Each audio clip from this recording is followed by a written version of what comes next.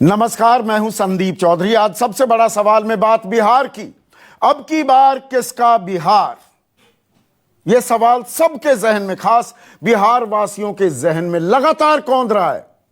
इसके जवाब भी तलाशे जा रहे हैं और अब चुनावी पारा जो है, जो तापमान है, वो लगातार बढ़ता जा रहा है। और जैसे जैसे चुनाव की तारीखें नजदीक आती हैं तो साम दाम दंड भेद हर राजनीतिक हथकंडे का इस्तेमाल भी किया जाता है। बिहार में भी किया जा रहा है, आरोप प्रत्यारोप किए जा रहे हैं। अच्छी बात यह है, मुद्दों की भी बात हो रही है, रोजगार की, शिक्षा की, बिजली की, सड़क की, पानी की, ये बातें हो रही हैं। लेकिन साथ ही साथ निजी आक्षेप भी किए जा रहे हैं। अनुभवहीन, भ्रष्ट, जंगल राज, एक ऐसा परिवार, बिहार पर भार, ये एनडीए, बीजेपी और जेडीयू की तरफ से तेजस्वी पर हमले किए जा रहे हैं और तेजस्वी भी पलटवार कर रहे हैं।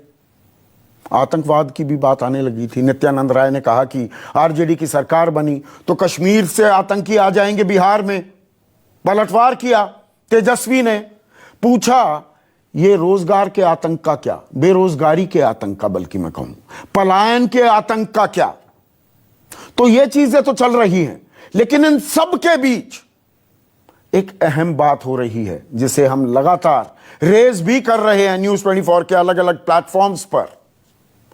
ये प्री पोल जो तैयारियां, ये चुनावों की जो तैयारियां हो रही हैं और जो गठबंधन बने हैं, गठबंधन भी जो बने, एनडीए से एलजेपी छिटक गई, वीआईपी आ गए एनडीए के फोल्ड में, आरएलएसपी ने भी तेजस्वी को छोड़ दिया। उधर विपक्षी महागठबंधन बना आरजेडी, कांग्रेस और वाम खेमे, इन तीन बैसाखियों के सहारे से। तो ये जो गठबंधन बने, जो तालमेल हुआ, इस पर अब भी सबकी निगाहें पोस्ट पोल सिनारियों पर टिकी हुई है। 10 नवंबर के बाद तस्वीर क्या होगी, उसको लेकर पोजीशनिंग भी हो रही है, ताल भी ठोकी जा रही है। और इसमें इस सब के बीच में हैं एलजेपी, चिराग पासवान। एनडीए से तो बाहर हो गए, लेकिन वो अब भी कह रहे हैं नरेंद्र मोदी पर हमें पूरा विश्वास है, केंद्र सरकार ने बहुत अच्छा काम किया है, वो अभी भी केंद्र में एनडीए के हिस्सा हैं, हम नरेंद्र मोदी के नाम पर भी वोट मांगेंगे। हम जेडीयू के खिलाफ हर सीट पर, 115 सीटों पर जेडीयू लड़ रही है, हम उम्मीदवार उतारने वाले हैं। और चुनाव के बाद सरकार तो बीजेपी की बनेगी, बीजेपी की अगुवाई वाली, और हम समर्थन देंगे। उधर बीजेपी लगातार कह रही है और पार्टी से बाहर भी कर रही है उन बागियों को जो एलजेपी जाकर ज्वाइन कर चुके हैं, उनके अब उम्मीदवार भी बन गए हैं। ऐसे 9 उम्मीदवार हैं, ऐसे 9 नेता हैं, कद्दावर भी रहे हैं और आरएसएस की भी पृष्ठभूमि है इन लोगों की। तो ये एलजेपी कह रही है हम बीजेपी का समर्थन करेंगे, बीजेपी कह रही है कि नहीं, हमें नीतीश कुमार पर पूरा भरोसा है। एलजेपी तो दरअसल वोट कटुआ है, अब यह शब्द का भी इस्तेमाल कर दिया गया है। और प्रधानमंत्री नरेंद्र मोदी 12 रैलियां करने वाले हैं, 12 रैलियां, और यह बीजेपी के बैनर तले रैलियां नहीं होंगी। पहले कयास यह था कि कुछ साझा रैलियां वो नीतीश कुमार के साथ करेंगे, लेकिन अब जो 12 रैलियां करने वाले हैं वो एनडीए के बैनर तले, और प्रधानमंत्री मोदी और नीतीश कुमार मंच साझा करने वाले हैं। पर जैसा मैंने कहा, सबकी निगाहें अभी 10 नवंबर के बाद भी टिकी हैं। अभी राजनीतिक आरोप प्रत्यारोप क्या हो रहे हैं, इस पोस्ट पोल सिनारियो को लेकर भी क्या कुछ मंथन हो रहा है, उस पर एक निगाह। चिराग पासवान ने बिहार में अपना अलग रास्ता चुना है और वो हमसे अलग होकर चुनाव लड़ रहे हैं। जब उन्होंने अपना अलग रास्ता चुना है, अब वो केवल एक वोट कटवाने की वाली पार्टी बन के रह गए हैं, तब हमारे नेताओं का नाम लेकर एक भ्रम फैलाने की कोशिश करना सफल नहीं होगी। कौन वोट कटवा है, किसके प्रति नाराजगी है, किसके प्रति लोगों का विश्वास है, ये 10 तारीख को क्लियर हो जाएगा और प्रत्यक्ष को प्रमाण की जरूरत नहीं होगी। और मैं पुनः इस बात को दोहराता हूं कि मेरा विश्वास मेरे प्रधानमंत्री पर है, मेरा विश्वास अटूट अंधविश्वास मेरे प्रधानमंत्री पर है। और मैं जानता हूं कि आने वाले समय में 10 तारीख को 10 नवंबर के बाद भाजपा के नेतृत्व में, जो कि सही मायनों में डबल इंजन की सरकार उस दिन बनेगी जब भाजपा के नेतृत्व में भाजपा लोजपा की सरकार बिहार में बनेगी। ऐसे में आज का सबसे बड़ा सवाल, बिहार में कुर्सी का खेल किसका होगा, किससे मेल? और बिहार में चिराग बीजेपी का फायदा करेंगे या नुकसान? चर्चा में मेरे साथ बीजेपी के राष्ट्रीय प्रवक्ता प्रेम शुक्ला, कांग्रेस के प्रवक्ता डॉक्टर अजय उपाध्याय मेरे साथ हैं, जेडीयू के प्रवक्ता राजीव रंजन मुख्य प्रवक्ता हैं, मृत्युंजय तिवारी आरजेडी के प्रवक्ता और एलजेपी के नेशनल वाइस प्रेसिडेंट और मुख्य प्रवक्ता AK वाजपेयी भी इस चर्चा में शिरकत करेंगे। अब प्रेम शुक्ला, ये 10 नवंबर के बाद की तैयारियां अभी से शुरू हो गई। वो आपके इलाके में भी कहावत होगी, गांव बस्या नहीं मंगते हांड गए, वो अभी से 10 नवंबर के बाद की तैयारियां शुरू हो रही हैं क्या दरअसल बिहार में? बिहार में नीतीश कुमार के नेतृत्व में जनता दल यूनाइटेड, भारतीय जनता पार्टी, हम और वीआईपी का गठबंधन इतना सशक्त है कि हमको 3/4 बहुमत प्राप्त करने में पूरा विश्वास है। ऐसे में जो है 10 तारीख के बाद की तैयारियां जब हमारे कार्यकर्ताओं के मन में हो तो किसी को आश्चर्य नहीं होना चाहिए। नहीं, चिराग पासवान तो ये कहते हैं ना, बीजेपी की सरकार बनेगी तो सरकार बीजेपी की और एलजेपी समर्थन करेगा, यानी कि जेडीयू इस सरकार का हिस्सा नहीं होगी। देखिए, चिराग पासवान एनडीए के अंग नहीं है बिहार के चुनाव में। ऐसे में चिराग पासवान जो कुछ कहते हैं उससे एनडीए का कोई लेन देन नहीं है। एनडीए का कोई लेना देना नहीं। वो कहते हैं प्रधानमंत्री में अटूट विश्वास है, बल्कि अति उत्साह में उन्होंने कह दिया अंधविश्वास है। प्रधानमंत्री के नाम पर वो वोट मांगने जाने वाले हैं, वो केंद्र में भी बने हुए हैं। ये खेल क्या है, ये रिश्ता क्या कहलाता है प्रेम शुक्ला? एनडीए में बिहार से बाहर, एनडीए में दिल्ली में मौजूद, ये रिश्ता क्या कहलाता है? ये प्रधानमंत्री एनडीए के नेता हैं। ऐसे में प्रधानमंत्री के नाम पर वोट मांगना चिराग पासवान द्वारा सरासर गलत है। दूसरी बात, लोकसभा चुनाव में वो निश्चित तौर पर एनडीए के साथी थे, केंद्र में एनडीए में वो शामिल पाए गए, लेकिन बिहार के चुनाव में एनडीए में लोकतांत्रिक जनशक्ति पार्टी नहीं है। तो जब आप खुद ही कह रहे हैं ना वो एनडीए में है ना दिल्ली में, तो नरेंद्र मोदी उनके नेता हैं, दिल्ली में उनके नेता हैं, वो नरेंद्र मोदी के नाम पर वोट मांगेंगे। आप दिल्ली में उन्हें बाहर क्यों नहीं करते? इसीलिए तो पूछ रहा हूं, ये रिश्ता क्या कहलाता है? पटना में कुछ और, दिल्ली में कुछ और। नहीं, ध्यान होगा आपको 2014 में महाराष्ट्र विधानसभा चुनाव हुए, शिवसेना उनसे हटकर लड़ी, लेकिन एनडीए में उनका मंत्री रहा, अनंत गीते मंत्री थे। वो कॉर्पोरेशन का चुनाव लड़े महाराष्ट्र में, और वो राज्य में हमारे साथ में सत्ता में थे, लेकिन कॉर्पोरेशन में अलग लड़े। तो एनडीए में इस तरह पहले परंपरा रही है। आप ऑन रिकॉर्ड ये बात कह सकते हैं, आप ये तो कह रहे हैं कि नहीं, चिराग पासवान से हमारा बिहार में कोई लेना देना नहीं, साझा रैली करेंगे प्रधानमंत्री, उसका मैंने जिक्र कर दिया है। सीधे सीधे आप ऑन रिकॉर्ड ये कहने को तैयार हैं 10 नवंबर के बाद किसी भी कीमत में सरकार बनाने के लिए चिराग पासवान का इस्तेमाल नहीं करेगी बीजेपी, समर्थन नहीं लेगी? हमको आवश्यकता नहीं पड़ेगी ना। आप ऑन रिकॉर्ड कह दीजिए ना, चिराग पासवान से कोई, चिराग पासवान तो कह रहे हैं ना मैं समर्थन दूंगा, बीजेपी की सरकार बनेगी। साहब जब एनडीए में है ही नहीं तो उनके समर्थन की आवश्यकता कहां पड़ी? पोस्ट पोल अलायंस कतई नहीं होगी, किसी भी कीमत पर नहीं होगी चिराग पासवान के साथ बीजेपी की। पोल के अलायंस पार्टनर नहीं तो प्री पोल हो, पोस्ट पोल हमारे साथ कैसे? नहीं, पोस्ट पोल तो अलायंस बहुत हो जाते हैं ना। आपका नीतीश से क्या रिश्ता था? आप तो अलग अलग लड़े थे, 2017 में अलायंस कर लिया ना। गठबंधन है हमारा, हम वीआईपी और जनता दल यूनाइटेड का गठबंधन है। तो ये कहने में गुरेज क्या है प्रेम शुक्ला? 10 नवंबर के बाद कोई पोस्ट पोल अलायंस चुनाव के बाद का कोई भी समीकरण आप एलजेपी के साथ नहीं करेंगे। हम करें, दूर दूर तक आवश्यकता नहीं है। आवश्यकता को छोड़िए ना, आप कह दीजिए बिल्कुल नहीं करेंगे, चाहे आवश्यकता भी आ गई, नौबत भी आ गई, हम नहीं करेंगे। अरे साहब, हम आज ही कह रहे हैं कि हमारे साथ तो नहीं है, तो 10 नवंबर के बाद कैसे हमारे साथ हो जाएंगे? तो सीधा कहने में क्या दिक्कत है? नहीं, ऐसे सीधा ही तो कह रहा हूँ, सीधा समझने में तैयार नहीं। ऐसे हो जाएंगे जैसे सीधा ही रहा हूँ। प्रेम शुक्ला जी, सुकेश बोल रहा हूँ, वो ऐसे हो सकते हैं आपके साथ जैसे आपके साथ नीतीश कुमार हो गए। वो ऐसे हो सकते हैं जैसे आपके साथ नीतीश कुमार हो गए 2017 में। कोई अलायंस थोड़ी था आपका। हाँ, डीएनए पर सवाल उठा रहे थे, उन्हीं के साथ कर लिया मेल। देखिए, हमारा 3/4 बहुमत हमको प्राप्त हो रहा है, एनडीए को 3/4 बहुमत प्राप्त। देखिए, सवाल से कन्नी काट गए आप। हमको हमारे प्री पोल अलायंस के जो 4 साथी हैं, इसके अतिरिक्त किसी की आवश्यकता नहीं पड़ेगी। राजीव रंजन, आप सहज हैं जो ये कुछ हो रहा है? अब बीजेपी ने वोट कटवा भी कह दिया, पहले सुशील मोदी ने कहा, फिर प्रकाश जावड़ेकर ने भी कहा, लेकिन कुछ अंदर खाने कुलबुलाहट है क्या आपके मन में, आपकी पार्टी के मन में?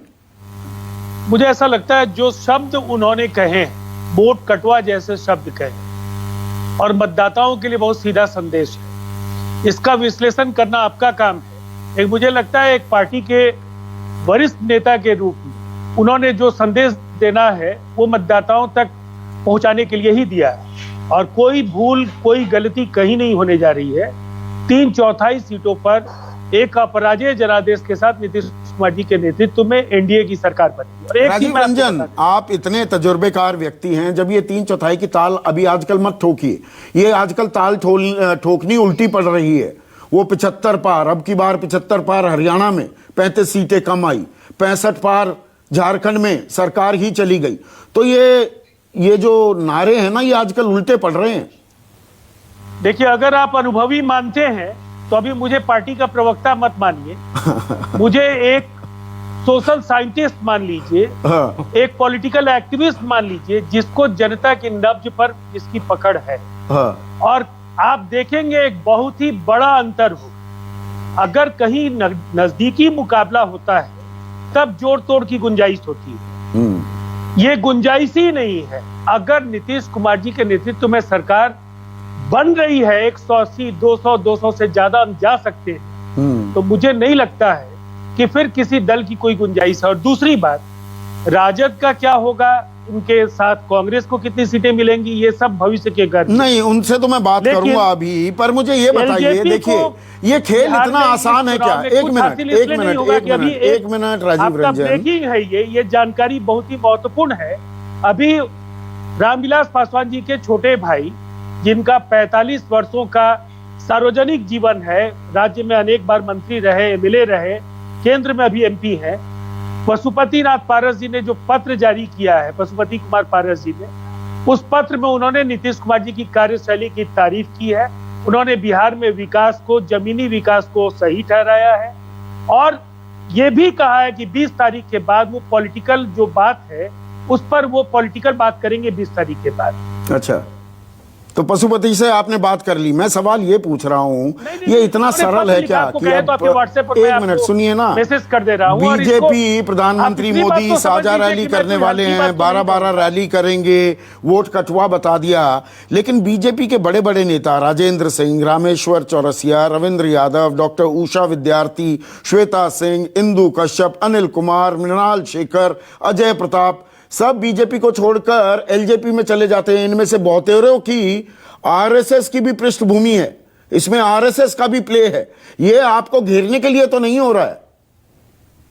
देखिए, एक बात तो बिल्कुल साफ है ना कि हर चुनाव में आप आर्काइव में चले जाइए, जिन्हें टिकट नहीं मिलता है वो कई बार धैर्य के साथ 48 घंटों का जो मानसिक दबाव होता है उसको झेल पाते हैं तो कंटिन्यू कर जाते हैं। बहुत सारे लोग जो भावना का जो मतलब ये कोई सोची समझी रणनीति नहीं है।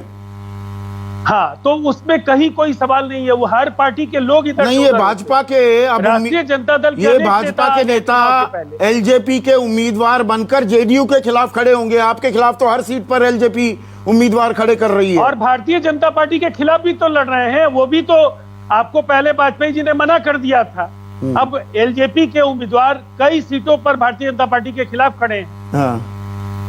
अब ये आगे वाजपेयी साहब, आप तो कह रहे थे बीजेपी के खिलाफ कोई उम्मीदवार नहीं खड़ा करेंगे। नहीं, मैंने बताया था इनको गोपालगंज से मिलने वाला कोई है। बात नहीं, इन्होंने मना किया था। तो कोई बात नहीं, तब तक नहीं डिसाइड था। हम 5 सीटों पे फ्रेंडली फाइट कर रहे हैं, क्या दिक्कत है? आपको कोई एतराज है? हाँ। इनको कोई एतराज है? हाँ। बिल्कुल एतराज नहीं उस दिन सुकेश ने ताल ठोक कर ये सवाल पूछा था। उस दिन तक नहीं था ये तय। हाँ। मैं फिर बात यही कह रहा हूँ। उसके बाद मीटिंग हुई, मीटिंग में हमने कहा कि नहीं, ये तो जरूरी है, पार्लियामेंट्री बोर्ड का चेयरमैन है तो इनको चुनाव लड़ाना है, कॉन्स्टिट्यूंसी उनकी वही है, तो क्या रास्ता तो है आप हमारे पास? बीजेपी की सरकार बनवाएंगे? ये हाँ बिल्कुल, डिक्लेरेशन, बार बार रिपीटेड डिक्लेरेशन। जेडीयू वाले कह रहे हैं 2 सीटों की आपकी औकात नहीं जीतने की, और आप सरकार बनाने चल पड़े। नहीं, जेडीयू नहीं कह रही है। हाँ। ये कल सुशील मोदी ने प्रेस हाँ, कॉन्फ्रेंस बल्कि करके कहा। बीजेपी ने कहा, उप मुख्यमंत्री ने कहा 2 सीटों की औकात नहीं। हम जवाब देते हैं ना। हाँ। हम ये मान के चलते हैं कि बीजेपी के लोग बड़े संस्कारी लोग होते हैं। अच्छा, सुशील मोदी संस्कारी हैं? उनको भी मान के चल रहे हैं हम। बीजेपी मतलब आरएसएस मतलब बीजेपी, सब लोग ये संस्कारी तो होते ही होते हैं। तो उसी के तहत मतलब कह रहे हैं 2 सीटों की औकात नहीं। सुशील मोदी, प्रकाश जावड़ेकर आपको वोट कटवा कह रहे हैं, तो सुनो, कोट अनकोट वोट कटवा कह रहा हूं मैं। हाँ। कि ये जो लीडर इनके बयान दे रहे हैं, किस घड़ी में हम जी रहे हैं, कम से कम इतना तो लिहाज करें। और पीछे इतिहास भी देख लें। 5 to 10% वोट। देखिए, अब ये राजनीति है।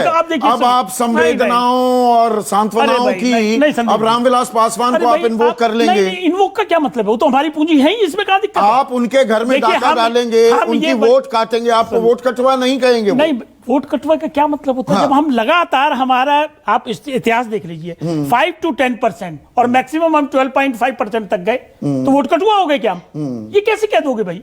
भाई स्वतंत्र पार्टी है, अपना संविधान, अपना कैडर, अपना झंडा, डेमोक्रेटिक राइट है हमारा चुनाव लड़ना। तो मतलब बीजेपी और एलजेपी की सरकार बनेगी? हमारा यही विजन है, हम यही चाहते हैं, और इसलिए चाहते हैं कि नीतीश जी का नेतृत्व। बात हुई आपकी, बीजेपी वाले तो बिल्कुल साफ डिनाई कर देते हैं। बीजेपी डिनाई करते रहे, हमें क्या दिक्कत है? हम तो नहीं कह रहे उनसे कि भाई आप सरकार बना लो, नंबर आएंगे तभी सरकार बनेगी ना। मान लो बीजेपी के नंबर कुछ कम रहते हैं और हमारे पास नंबर होते हैं, तो हम तो उनको एकदम लेटर दे देंगे फौरन कि भाई आप सरकार बनाओ, हम आपके साथ हैं। कहां एतराज है उसमें?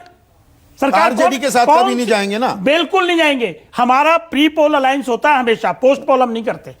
ये भी डिक्लेरेशन है, और पुराना इतिहास भी देख लो। तो ये तो पोस्ट पोल अलायंस की तो बात हो रही है। हम प्री पोल हमने बीजेपी से कर लिया है। अच्छा, कर लिया, डिक्लेरेशन देके। डिक्लेरेशन देके प्रेम शुक्ला जी को स्क्रीन पे लाइए। हम declaration, this is self declaration. Prem Shukla ji को स्क्रीन पे लाइए। प्रेम शुक्ला जी, ये बताइए, आपके सामने कह रहे हैं एक कि ये बात मत करिए, वोट कटवा मत कहिए। हाँ बिल्कुल, आपने भी कहा, अभी डिबेट में कहा, तो वोट कटवा मत कहिए, पहला सवाल इनका। दूसरा कि आपकी बातचीत हो गई है इनसे। नहीं, बातचीत कैसी मतलब? नहीं, प्लीज ये डिक्लेरेशन हमारा है, सेल्फ डिक्लेरेशन। तरफ से इन्होंने बता दीजिए, प्रेम पत्र दे दिया। प्रेम शुक्ला आपके लिए प्रेम पत्र भेज दिया। नहीं, उनसे पूछ रहा हूँ, वो एक्सेप्ट कर लेंगे? एक सेकंड, ये प्रेम पत्र एक्सेप्ट करते हैं आप? हाँ, ये ठीक क्वेश्चन है। हाँ, हमने डिक्लेरेशन दे दी, वो माने न माने। प्रेम पत्र भेज दिया है प्रेम शुक्ला आपको एलजेपी ने। जी देखिए, हमारा गठबंधन 3 लोगों के साथ हो चुका है, तो हम पहले से ही विवाहित हैं, तो प्रेम पत्र की कोई गुंजाइश नहीं है। नहीं, अब विवाहित में तो पहले से ही मतलब आप कह रहे हैं विवाहित लोग कोई प्रेम नहीं करते? देखिए, प्रेम पत्र स्वीकारते नहीं है। नहीं, सेंटर में है हम आपके साथ। ये देखिए, एक्स्ट्रा मैरिटल अफेयर नहीं करने को तैयार है बीजेपी। हम तो सेंटर में ऑलरेडी है, इनके साथ वेडेड है अभी तक। अच्छा, वेडेड है ऑलरेडी है सेंटर में। हाँ। स्टेट में नहीं है। हाँ। अच्छा, स्टेट मणिपुर में भी नहीं रहे, झारखंड में भी नहीं रहे, दिल्ली में थे। तो वो कंफ्यूजन क्रिएट ना हो। मृत्युंजय तिवारी, पर ये जो यहाँ पर जो बातचीत चल रही है, जो ये एलजेपी ताल ठोक रही है, अगले सवाल पर अब मैं आ रहा हूं। इसका फायदा किसे होगा और नुकसान किसे होगा? आपको फायदा होगा क्या, या ये सोची समझी रणनीति है क्या एनडीए की कि एंटी इनकम्बेंसी जो नीतीश की आपके खाते में जा सकती थी, वो चिराग के खाते में आ जाए, आपको फायदा ना हो? देखिए संदीप जी, अभी डिस्कशन में बहुत सारी बात आपने भी कही और हमारे सभी दलों के प्रवक्ताओं ने भी कहा। अब ये खेल बिहार की जनता को, ये देश की जनता को समझ ही नहीं आ रहा है। हम लोग बचपन में लूडो खेलते थे तो सांप सीढ़ी का खेल खेलते थे। अब इन लोगों के खेल में जनता तो फंसने वाली नहीं है, जनता इनको करेगी फेल और बिहार की 12 करोड़ जनता तेजस्वी यादव से, महागठबंधन से कर लिया है मेल। इसलिए अब ये सब खेल चिराग पासवान जी ने सही बात उठाया है, जनता के हित की बात की है। जो बात हमारे नेता तेजस्वी यादव जी लगातार उठा रहे थे कि एनडीए की 15 वर्षों का जो शासन है उसमें बिहार की बदहाली क्यों है, बेरोजगारी में नंबर 1 बिहार क्यों है, क्यों बाढ़ का समस्या समाधान नहीं हुआ, क्यों पटना यूनिवर्सिटी को सेंट्रल यूनिवर्सिटी का दर्जा नहीं मिला, क्यों विशेष राज्य का दर्जा नहीं मिला, क्यों विशेष पैकेज नहीं मिला, क्यों मजदूरों को पैदल आना पड़ा, क्यों पलायन करना पड़ा। ये सारे गंभीर मुद्दे हैं। 60 घोटाले क्यों हुए। अब ये सवाल अगर चिराग पासवान जी उठाते हैं तो यही नागवार गुजरता है जेडीयू को, बीजेपी को। यही तो मैं पूछ रहा हूँ मृत्युंजय तिवारी, आपसे यही तो पूछ रहा हूँ। जो ये मुद्दे तेजस्वी उठा रहे थे वही मुद्दे एक और युवा चेहरा चिराग पासवान उठाएंगे तो जो वोट तेजस्वी को जा सकती थी वो वोट काट लेंगे क्या? मैं यही तो पूछ रहा हूं। ये तो इसका जवाब तो हमने संदीप जी पहले दे दिया। ये वोट हमारा क्यों काटेंगे? ये तो कह रहे हैं कि हम नरेंद्र मोदी जी को मानते हैं, दिल से मानते हैं, अंधविश्वास इतना तक कह दिया, अब कुछ बचता है क्या? चिराग पासवान जी बार बार कह रहे, उन्होंने कभी नहीं कहा कि हम तेजस्वी यादव को मानते हैं। ये तो बीजेपी का खेल है और घर के चिराग से ही एनडीए में आग लगी है। हमारा तो बिल्कुल स्पष्ट मानना है कि हमने जनता का विश्वास जीता है। तेजस्वी तो आप ही के मुद्दे तेजस्वी यादव के मुद्दे चिराग पासवान उठा रहे हैं। ये पोस्ट पोल सिनारियो की जो बहुत बातें हो रही है ना, अटक गई अगर सरकार की फॉर्मेशन, चिराग पासवान के लिए आपके दरवाजे खुले हैं क्या मृत्युंजय तिवारी? देखिए, हम तो कोई भविष्यवक्ता नहीं है और राजनीति में संभावनाओं के द्वार संदीप जी जानते हैं, आप भी हर समय खुले रहते हैं। नहीं, पहले तो आप कहा करते थे जब तक गठबंधन ने शक्ल अख्तियार नहीं की थी कि चिराग पासवान आना चाहे आ जाएं, हमारे दरवाजे खुले हैं। पर ये प्रेम पत्र लिखते हैं बीजेपी को, आपको नहीं कोई प्रेम पत्र लिखा। देखिए, हमको जनता ने प्रेम पत्र लिख करके दिया है। हमको इनके किसी के प्रेम पत्र का जरूरत नहीं है। हम तो जनता से ना प्रेम करते हैं, जनता हमसे प्रेम कर रही है। तो एलजेपी के लिए दरवाजे बंद नहीं है ना? आरजेडी के गरीबों का बल है। आरजेडी के दरवाजे बंद नहीं है ना एलजेपी के लिए? देखिए, दरवाजे बंद, ये नौबत संदीप जी जब आएगी तब ना। ये इधर उधर पलटी मार करने वाले लोगों को जनता भी पहचान गई है। जेडीयू कभी हमारे साथ रहती, कभी उनके साथ रहती, कभी कोई इधर जाता, कभी कोई उधर जाता।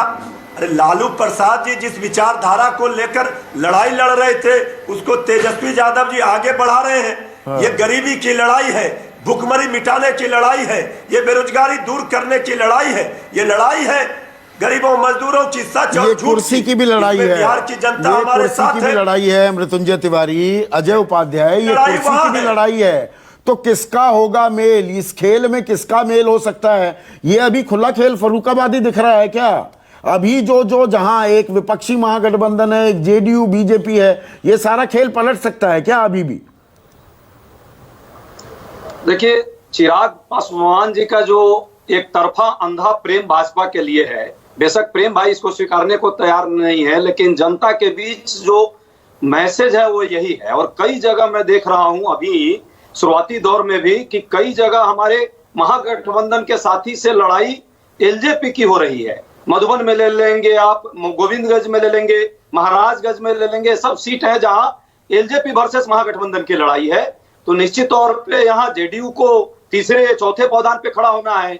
जेडीयू से जो ननद भौजाई का जो आपस का झगड़ा है, उस झगड़े का कहीं ना कहीं लाभ निश्चित तौर पे महागठबंधन को भी होगा, हमारे साथियों को भी होगा। लेकिन एक बात जरूर कहूंगा, चिराग पासवान ने जिस तरह हम प्रतिपक्षी साथियों ने उठाया है, उसी तरह चिराग पासवान ने भी 15 साल के जो कुशासन बिहार में नीतीश कुमार और भाजपा कर रहा, उन मुद्दों को उठाने का तो आपके आरोपों को, आपके मुद्दों को और तेजी और दम दे दिया क्या चिराग पासवान ने?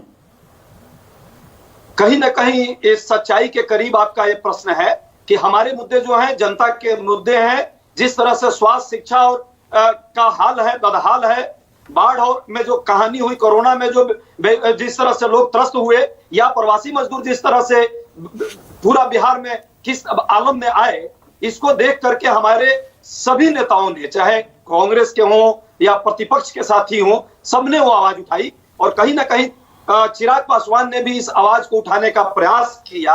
ठीक है, इसके कारण नीतीश कुमार को परेशानी, अब जो ये हो रहा है ना, ये आपने सबसे पहले ये बात पकड़ी थी कि ये जो प्री पोल अलायंस को लेकर अटकलें, तब तक तो गठबंधन नहीं बने थे, ये दरअसल पोस्ट पोल सिनारियो के लिए भी तैयारियां हो रही हैं।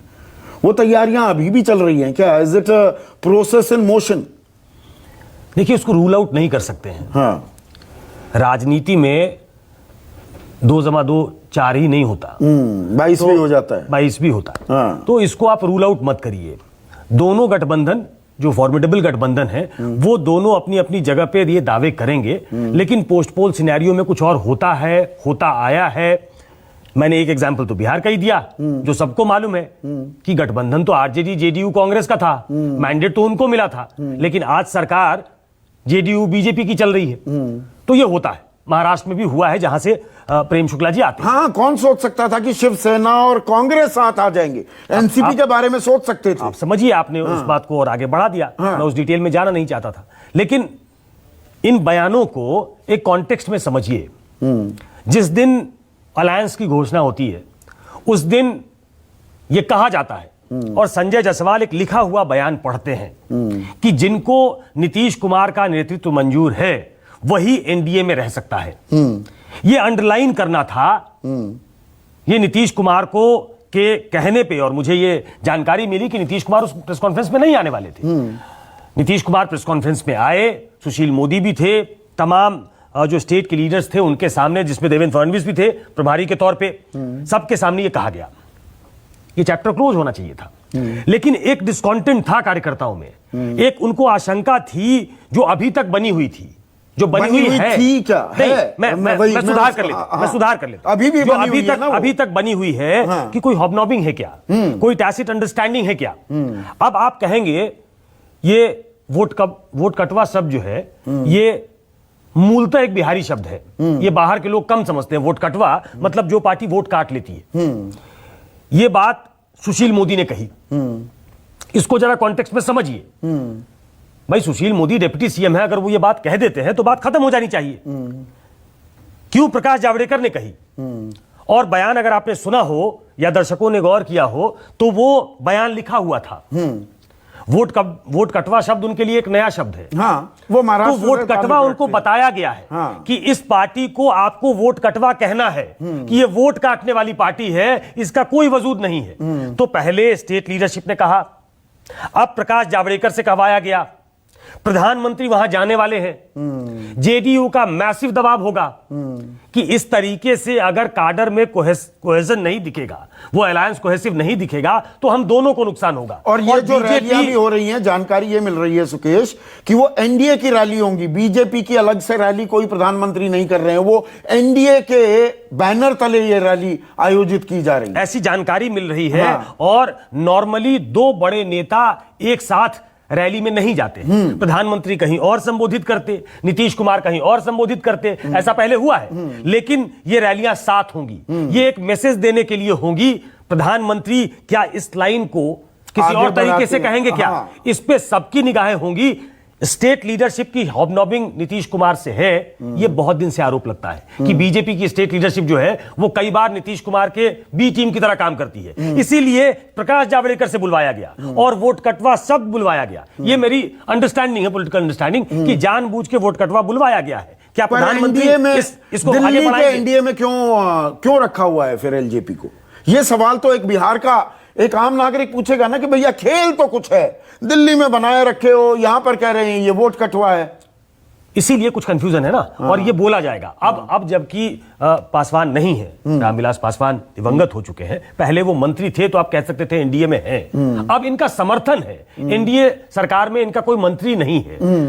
अब वो आप नहीं कह सकते कि आपने हमें समर्थन क्यों दे रखा है, आप वापस ले लीजिए। ये बताने की कोशिश होगी कि हमारा इनसे कोई लेना देना नहीं है। दिल्ली की चर्चा नहीं होगी, लेकिन क्या वोट कटवा को आगे बढ़ाते हैं प्रधानमंत्री? क्या प्रधानमंत्री इस शब्द का इस्तेमाल करते हैं? क्या प्रधानमंत्री इन एज मेनी वर्ड्स कह देते हैं कि नीतीश मतलब हम मतलब नीतीश, किसी तीसरे से कोई मतलब नहीं हमारा? नहीं, ये प्रधानमंत्री कह भी दें प्रेम शुक्ला। अब आपसे और राजीव रंजन से मेरा सीधा सवाल है, पहले आपसे। कार्यकर्ताओं में एक असमंजस तो हो गया है ना, आप तो चुनावी राजनीति समझते हैं, जानते हैं कार्यकर्ता के मन में क्या होता है। अब जेडीयू का कार्यकर्ता ठगा महसूस क्यों नहीं करेगा कि नहीं इनकी एलजेपी के साथ कोई सेटिंग है, ये इनके साथ सरकार बना लेंगे क्या? जो एक राब्ता, जो ये एक कदम ताल होनी चाहिए, वो होगी क्या? या जेडीयू का कार्यकर्ता अलग काम करेगा, बीजेपी का कार्यकर्ता अलग काम करेगा? देखिए, शुरू से ही आदरणीय प्रधानमंत्री जी ने स्पष्ट शब्दों में कहा कि नीतीश कुमार जी बिहार के मुख्यमंत्री होंगे। हमारी पार्टी में आदरणीय जेपी नड्डा जी अध्यक्ष रहेगी, नीतीश कुमार जी बिहार के मुख्यमंत्री, एनडीए के मुख्यमंत्री के प्रत्याशी, वही मुख्यमंत्री होंगे। भूपेंद्र सिंह यादव जनरल सेक्रेटरी हमारे जो प्रभारी हैं बिहार के, वो भी यही बात कर रहे हैं। देवेंद्र फडणवीस चुनाव के प्रभारी हैं, सबकी बातें कह दी, हमने बता दी, सुकेश ने विश्लेषण भी किया। प्रेम शुक्ला, सवाल ये है नीचे जमीन पर क्या संदेश जा रहा है? खटपट हो जाएगी अब शुरू एलजेपी बीजेपी कार्यकर्ताओं में कि हम अपनी जीतेंगे, हम अपनी जीते, दूसरे को हरवा दो चाहे। तो बिल्कुल नहीं होगा, क्योंकि आप ही बता रहे हैं ना, अभी सुकेश जी ने ही बताया अपने इसमें कि किस तरह से जो है एनडीए के लिए रैलियां कर रहे हैं। आदरणीय प्रधानमंत्री जी एनडीए की रैलियां करेंगे, आदरणीय प्रधानमंत्री जी और नीतीश जी की संयुक्त रैलियां होंगी। हमारे कार्यकर्ता एनडीए को चुनाव जिताने के लिए लड़ रहे हैं। हम 243 में से 3/4 सीटें एनडीए के लिए जीतेंगे, तो हमारे कार्यकर्ताओं के बीच में तारतम्य का कोई अभाव नहीं रहेगा। ऐसा है क्या? ऐसा होता है जमीन पर? राजीव रंजन, आपके कार्यकर्ताओं को ऐसा नहीं लगेगा बीजेपी हमारे साथ खेल करेगी, बीजेपी अपना खेल खुद संभाले, हम अपने लिए जीतेंगे? तो जो एक साझा लड़ाई, जो साझा बैनर की आप बात करते हैं और प्रधानमंत्री नीतीश कुमार दोनों साथ साथ मंच भी साझा करेंगे, जमीन पर भी ये एकजुटता दिखाई देगी? देखिए, मुझे ऐसा लगता है ये एक स्वाभाविक गठबंधन है, और 3 वर्षों को अगर आप छोड़ दें तो दोनों ही दलों के कार्यकर्ता एक दूसरे के साथ लंबे समय से 2 दशकों से ज्यादा काम करते रहे। और इसीलिए अगर आप चिराग पासवान की वजह से अगर कोई जमीनी तौर पर कोई अविश्वास का संकट देख रहे हैं, तो मुझे लगता है निराशा हाथ लगेगी चिराग पासवान को भी और राजद को। आपको पूरा विश्वास है ना? अंधविश्वास तो नहीं, चिराग पासवान को तो अंधविश्वास है, प्रधानमंत्री मोदी में, बीजेपी में आपको विश्वास है ना? अभियान में भी जा रहे हैं, नेताओं के निर्देश की प्रतीक्षा भी नहीं, वो अपने अपने क्षेत्र में उम्मीदवारों को जिताने में लग गए। आपको विश्वास है ना पूरा बीजेपी पर? पूरा विश्वास है। और संदीप जी, एक बात मैं आपको कहूंगा, अभी मैं बराबर सुनता हूं नीतीश कुमार जी पर कौन भरोसा करेगा, वो कहां से कहां चले गए, कहां आ गए। नीतीश कुमार जी ने तो एनडीए से एक बार अलग होने का फैसला किया। जरा राष्ट्रीय जनता दल के नेताओं से भी पूछ लीजिए, लोजपा के साथ भी रहे, लोजपा को बाहर भी किया, कांग्रेस के साथ रहे, कांग्रेस नहीं, एनडीए से एक बार अलग नहीं हुए, दलों के साथ रहे, वामपंथी दलों को राजीव रंजन 2 बार एनडीए से अलग दलों को उन्होंने तोड़ा, और उनकी जो राजनीति में उनका जो जन्म हुआ है, पहली बार छात्र संगठन के अध्यक्ष वो बराबर भारतीय जनता पार्टी और विद्यार्थी परिषद के खिलाफ बोलते हैं, लेकिन वो पहली बार चुनाव जीते विद्यार्थी परिषद की मदद से, छात्र संघ। पहली बार जिस पार्टी के वो एमपी हुए, उस पार्टी में जनसंघ भी उसका एक कॉन्स्टिट्यूएंट है, और उसके बाद 90 में उनकी सरकार बनी भारतीय जनता पार्टी की मदद से। लगातार अनेक ऐसे फैसले जिसमें कहीं ना कहीं सबका इस्तेमाल उन्होंने किया, और ये इसीलिए ये उचित नहीं है कि राजद या लोजपा जैसी पार्टियां कोई बात कहें और उसमें बाकी तमाम लोग भी उस राय के हो जाए। नीतीश कुमार जी ने दृढ़ता के साथ और संकल्प के साथ एनडीए का साथ दिया है, और इसीलिए जनता को भरोसा है और लोगों को नहीं 2004 में भी एनडीए छोड़ा था ना आपने। गठबंधन में हम फिर पहले रामविलास पासवान निकल गए थे गुजरात दंगों को लेकर, उसके बाद नीतीश कुमार ने भी छोड़ा था, तो ऐसा नहीं है कि आपने एक ही बार छोड़ा है। आप कुछ कह रहे हैं सुकेश? नहीं, 2 बार नहीं छोड़ा, एक ही बार छोड़ा। हाँ, उन्होंने इस्तीफा एक बार जरूर पेश की थी, लेकिन छोड़ा नहीं था। हाँ, तो मतलब वो छोड़ने बराबर ही हो गया ना, आपने अपनी नाराजगी का इजहार कर दिया था। वो इस्तीफा किया था, हाँ। तो आप कहेंगे उन्होंने कांग्रेस छोड़ दिया था। चलिए ठीक सरकार है। से अलग होना और देखिए दोनों सुकेश चीजें बैठे हैं ना, अलग-अलग। उन्होंने जो डिटेलिंग में करेक्शन की जरूरत थी कर दी वो करेक्शन। पर मैं जो सवाल पूछ रहा हूं यहां पर मृत्युंजय तिवारी, जो अब जो जमीन पर माहौल बन रहा है, कार्यकर्ताओं में क्या कंफ्यूजन है, या आपके कार्यकर्ताओं में और उत्साह हो गया कि बीजेपी और जेडीयू के कार्यकर्ताओं में कहीं असमंजस दिख रहा है, कंफ्यूजन दिख रही है? देखिए संदीप जी, आपके यहाँ रिपोर्टर हैं, आप इनसे पूछिए कि बिहार की आम जनता 40% ऐसे लोग होते हैं जो आम जनता होती है, किसी राजनीतिक दल से उनका नहीं रहता है, वो वोट करते हैं, सरकार के क्रियाकलाप पर आकलन करके वो वोट करते हैं, इसी का इंतजार करते हैं। अब हमें ये बताइए, जिस तरह से लोगों में कन्फ्यूजन है, जिस तरह से आदरणीय नरेंद्र मोदी जी, आदरणीय नीतीश कुमार जी के बीच में रिश्ते रहे पिछले 3-4 बरस 5 बरस पहले, वो भी अभी जनता ने नहीं भूला है। तो ये जनता कंफ्यूज है, तो ये तो एनडीए को तो जनता रिफ्यूज कर देगी। अच्छा, अब जनता को ये लग रहा है कि जनता ने जिस उम्मीद के साथ इनको 40 में से 39 सांसद दिए, हाँ। 1 वर्षों में ये बता दें कि जनता के उम्मीदों पर ये खरे क्यों नहीं उतरे। क्यों मजदूर जब पैदल आ रहे थे, चलने को मजबूर थे, उस समय ये आदरणीय प्रधानमंत्री जी, आदरणीय मुख्यमंत्री जी कहाँ थे? जिस समय बेरोजगार नौजवान रो रहा है, बेरोजगारी की मार से परेशान है, उस समय एनडीए डबल इंजन की सरकार कहाँ है? डबल इंजन की सरकार कह देने से आप सिर्फ बार बार वोट ले लेंगे, हम विकास करेंगे, कुछ तो काम बताइएगा ना। कौन कह सकता है कि यहाँ अपराध नहीं बढ़े? कौन कह सकता है कि नाले के पानी में राजधानी पटना नहीं डूबा? कौन कह सकता है कि गंदगी में नंबर 1 आज पटना नहीं बना? भाई डबल इंजन की सरकार में बिहार को फायदा क्या मिला? क्यों नहीं एक भी फैक्ट्री लगा? कल कारखाने, औद्योगिक घराने को यहाँ क्यों नहीं लगाया गया? ये सवाल है जनता का, और जनता सवाल पूछ रही है। अब जनता की अदालत में हम लोग हैं। हमने जनता के सामने अपना विजन रखा है, तेजस्वी यादव जी ने, कि हम 10 लाख युवाओं को रोजगार देंगे पहले कैबिनेट में, पहले हस्ताक्षर से। अब जनता किस पर विश्वास करेगी? ये 10 ये तो जनता जनार्दन है, वो जनता तय करेगी। लेकिन मैं कार्यकर्ताओं के समन्वय की बात कर रहा हूं। अजय उपाध्याय, आपके कार्यकर्ताओं में पूरा समन्वय, सामंजस्य बैठ गया है जेडीयू और कांग्रेस की। अब वो जिन्ना भी मैदान में आ गए, आप ऐसे उम्मीदवार उतार देते हैं जिन्होंने एएमयू में जिन्ना की तस्वीर लगाई थी। हम लोग आपका समन्वय बना हुआ है। 1 मिनट में ये अजय उपाध्याय से सवाल पूछ रहा हूं। अजय, नहीं, हमारा समन्वय पूरी तरह से है। कांग्रेस और आरजेडी का जो कार्यकर्ता है, ये अनवरत वर्षों से एक साथ रहा है, जानता है किसके विरुद्ध क्या लड़ाई है। और जनता की बात जहां करेंगे फील्ड में, तो फील्ड में भी आज लोग समझने लगे हैं कि जेडीयू और भाजपा की आपसी तालमेल की क्या हकीकत है। और यदि चिराग पासवान लगातार चिल्ला रहे हैं तो कहीं ना कहीं दाल में काला है।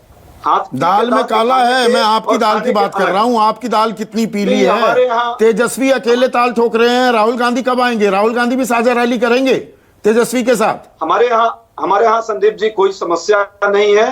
केंद्रीय नेतृत्व निरंतर एक साथ एक दूसरे से जुड़ा हुआ है। नहीं, कोई खबर नहीं आई कि राहुल गांधी भी साझा रैली करेंगे। राहुल जी भी आएंगे, बाकी जो हमारे शीर्ष नेतृत्व है वो भी ऑलरेडी साथ में काम कर रहे हैं। और तेजस्वी और कन्हैया भी साथ साथ रैली करेंगे।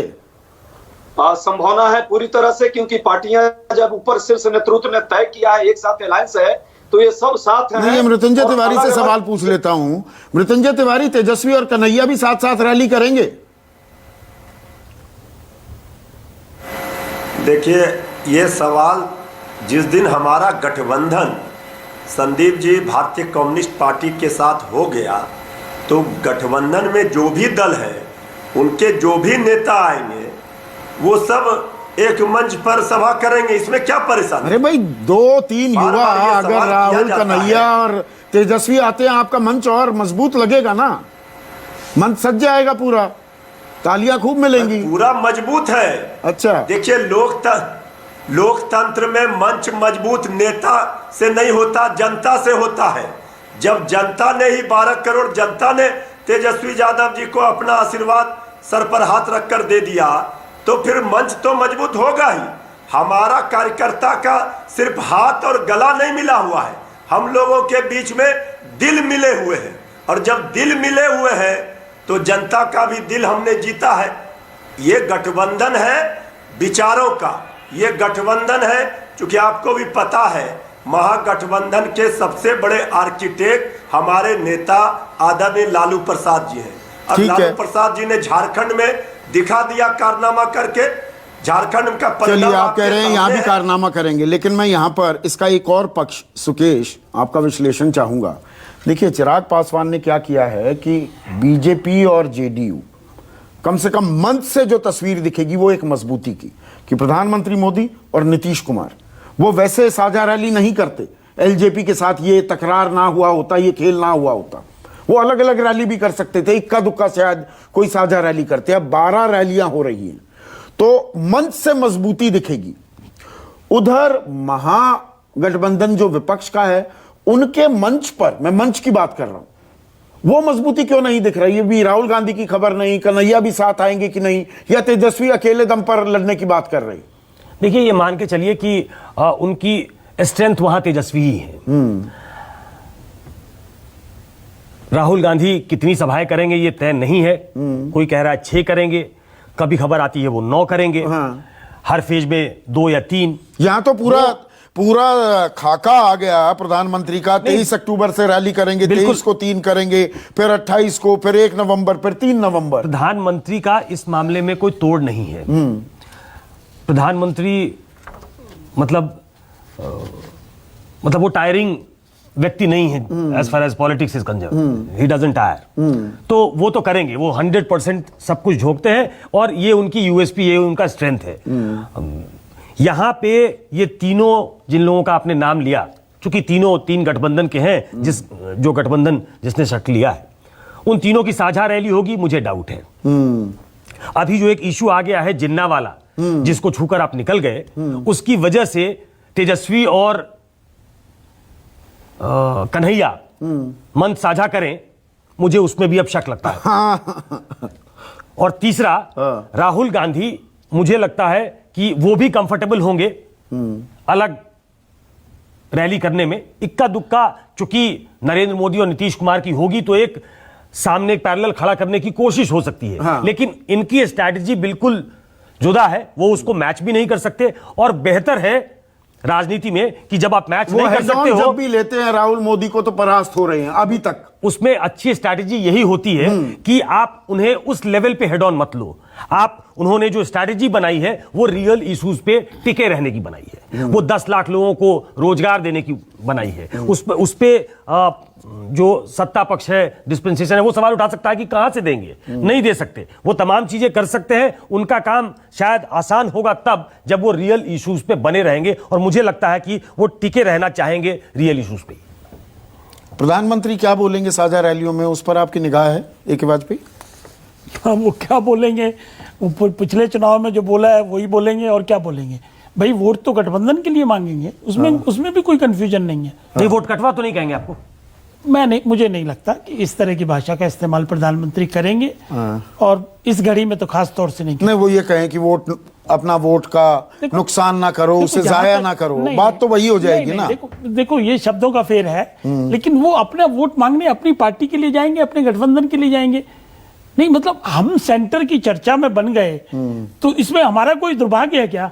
भाई हम लोग अपनी पार्टी को कैसे आपको तो any publicity is good publicity वो कहते हैं ना। इतनी बातचीत तो एलजेपी ने कभी सोचा भी नहीं होगा। पब्लिसिटी से कुछ नहीं होना, वोट चाहिए हमको पार्टी की स्ट्रेंथ बढ़ानी। 42 में से 2 सीटें आप जीतते हैं। एक बात बताइए, कौन सी पार्टी अकेला लड़ रही है?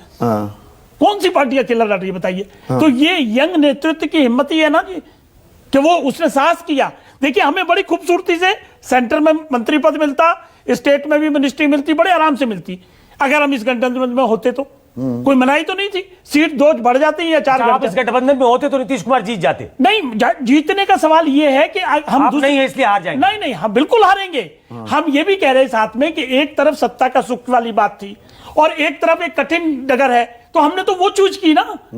तो मतलब हम तो बिहार की भलाई की तरफ जा रहे हैं, हमारे ऊपर क्यों लांछन लगाए जा रहे हैं कि अब वोट कटुआ हो गए, हम भ्रम फैला रहे हैं। बीजेपी से पूछ नहीं, बीजेपी से ही पूछ रहे हैं कि भाई वो शब्दों का इस्तेमाल अगर हमारे लिए तरीके से करेंगे, इमोशनल कार्ड खेल रहे हैं, खास तौर पे इस घड़ी में, तो हमको अच्छा लगेगा। हम उनके खिलाफ तो कुछ नहीं बोल रहे, हम सेंटर में उनके साथ हिस्सेदारी में हैं, बाकायदा हैं, तो फिर क्या दिक्कत क्या है? और हम उनका वेलविशर भी हैं। हम तो कह रहे हैं भाई आपकी सरकार बने तो ज्यादा विकास होगा बिहार का। तो हमारे ठीक है, इमोशनल पे चाप भी दे रहे हैं, लेकिन जो आम दर्शक है, बिहार का जो वोटर है, उसके लिए एक असमंजस भी है। मैं सभी से आपसे मुखातिब हूं, लेकिन बिहार के वोटर के मन में अभी ये जो अलायंसेस बनी हुई हैं और 10 नवंबर के बाद क्या होगा, उसको लेकर बिहार के वोटर में भी एक असमंजस है। और ये अभी क्लैरिटी आनी बाकी है कि कौन कितना भरोसेमंद है। आज अभी के लिए बस इतना ही। नमस्कार। सबसे बड़ा सवाल